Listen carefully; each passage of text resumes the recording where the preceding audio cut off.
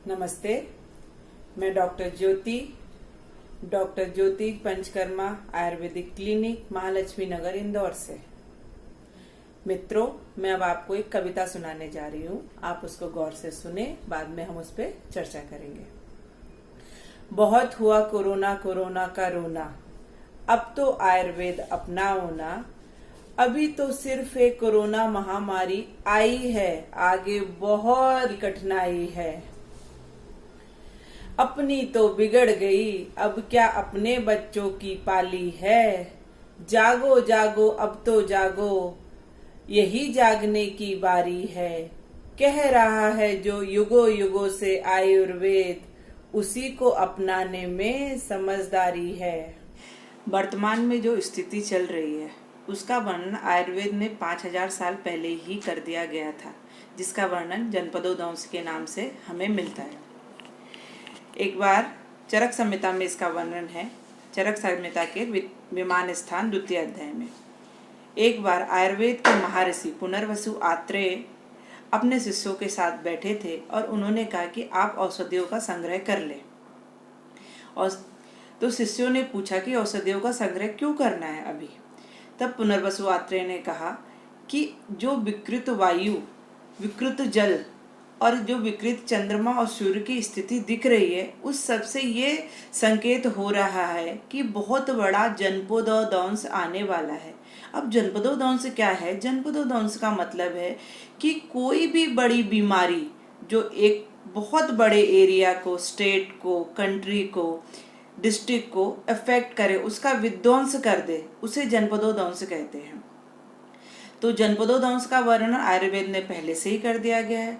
उसके होने पर शिष्यों ने पूछा, जब हर मनुष्य अलग है, उसकी प्रकृति अलग है, उसका आहार अलग है, उसका रहन सहन अलग है, तो सबको एक सी बीमारी कैसे हो सकती है? उसके उत्तर में पुनर्वसु आत्रेय ने कहा, सारी चीजें अलग होने के बावजूद चार जो मुख्य चीजें हैं जो सभी के लिए सेम हैं, एक सी हैं, उनके विकृत होने पर ये बीमारियां होती हैं। उनका नाम है देश, काल, वायु और जल।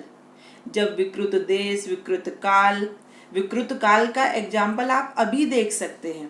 इस समय 9 तपा रोहिणी चल रही है, लेकिन विकृत काल में क्या हो रहा है? बारिश हो रही है। तो ये विकृत काल है जिसकी वजह से बीमारियां होती हैं। जब वर्षा होनी चाहिए तो वर्षा होती नहीं है, जब हवाएं तेज चलनी चाहिए तो हवाएं तेज नहीं चलती हैं।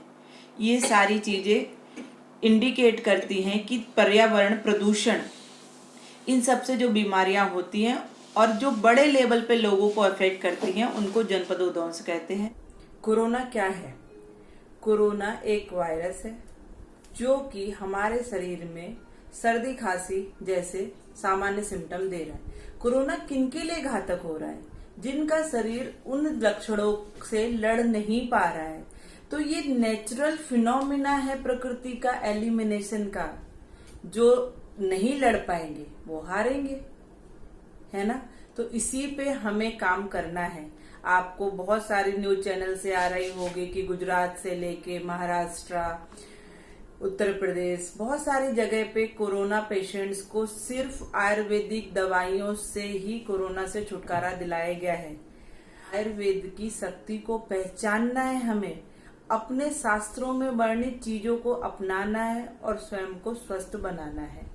तो कोरोना के लिए डरना नहीं है, हमें सिर्फ अपने आप को मजबूत करना है। सिर्फ मजबूत करेंगे तो हमारा परिवार और हम स्वस्थ रहेंगे।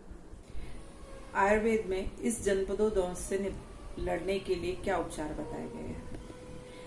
आयुर्वेद ने बताया है कि कर्म पंच विधम तेषाम वैसजम परम उच्यते, रसायना नाम विविध उपयोगो प्रशस्यते।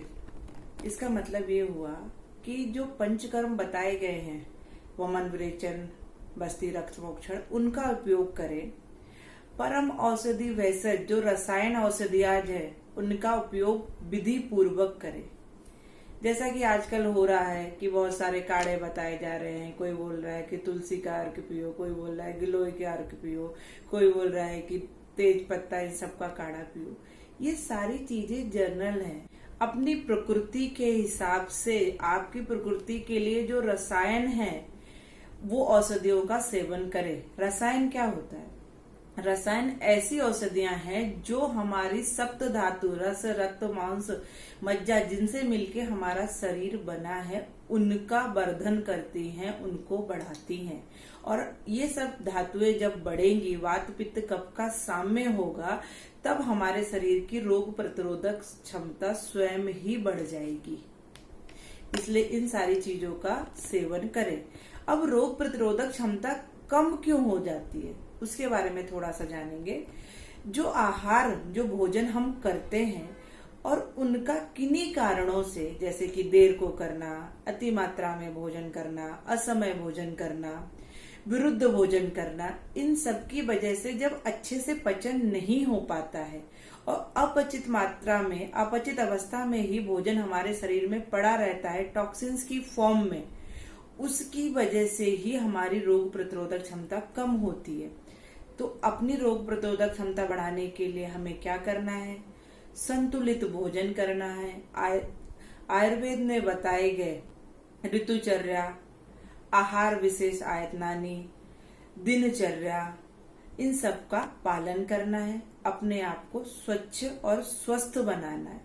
जनपदोदंश के समय भी आयुर्वेद में पहले से वर्णित है कि अपने आप को शांत स्थान में एकांत वास करें, जिसको आप सोशल डिस्टेंसिंग कह सकते हैं।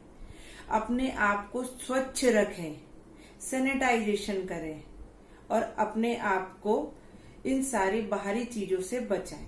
तो उन सब का पालन करके आप स्वयं को बचा सकते हैं। इसीलिए मैं कह रही हूँ कि आयुर्वेद को अपनाएं।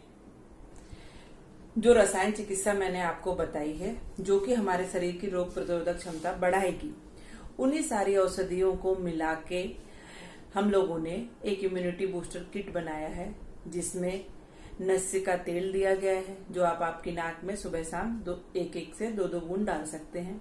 उसमें खुद मेरे द्वारा बनाया गया च्यवनप्राश अवलेह है, जो कि प्योर फॉर्म में है, विदाउट शक्कर। कोई भी डायबिटिक पेशेंट भी ले सकता है, वो आप ले सकते हैं। उसी में हमने सनसमनी बटी का भी समावेश किया है और आपकी प्रकृति के हिसाब से उसमें काढ़े दिए जाएंगे, क्योंकि आयुर्वेद सबके लिए एक सा नहीं है। आयुर्वेद में अगर बुखार आ गया है तो सिर्फ पैरासीटामोल सबको लेनी है, वैसा नहीं है। जब हम सब अलग अलग हैं तो हमारी दवाइयां भी तो अलग अलग हैं। तो उसके लिए हमने वात पित्त कफ तीनों प्रकृति के हिसाब से इन किट को तैयार करा है। उनका लाभ आप ले सकते हैं। समय समय पे पंचकर्म करा के अपने आप को स्वस्थ रख सकते हैं। ध्यान करें, मेडिटेशन करें, योगा को अपनाएं। योगा आप घर पे खुद करें, किसी योग चिकित्सक के परामर्श में करें। हमारे योगा सेंटर पे आके भी आप योगा कर सकते हैं। योगा हम सबको जीवन जीने की कला सिखा रहा है। योग का मतलब है योगः चित्त वृत्ति निरोधः। योग से ही हम हमारे चित्त में जो उतल पुतल मची हुई है उसको दूर कर सकते। योग एक्सरसाइज नहीं है। आप लोग जो धारणा बना रखी कि योग से सिर्फ वजन कम करना, ऐसा नहीं है। योग से हमारे जीवन को संवारना है। तो आप योगा करिए। ऑनलाइन मेरी क्लासेस चल रही हैं रेगुलर स्टूडेंट्स के लिए, आप उनका फायदा ले सकते हैं। कोई भी समस्या हो मुझे कॉल कर सकते हैं, कोई भी क्वेरी आपकी पूछ सकते हैं। इसी के साथ मैं आपसे विदा ले रही हूँ। नमस्ते।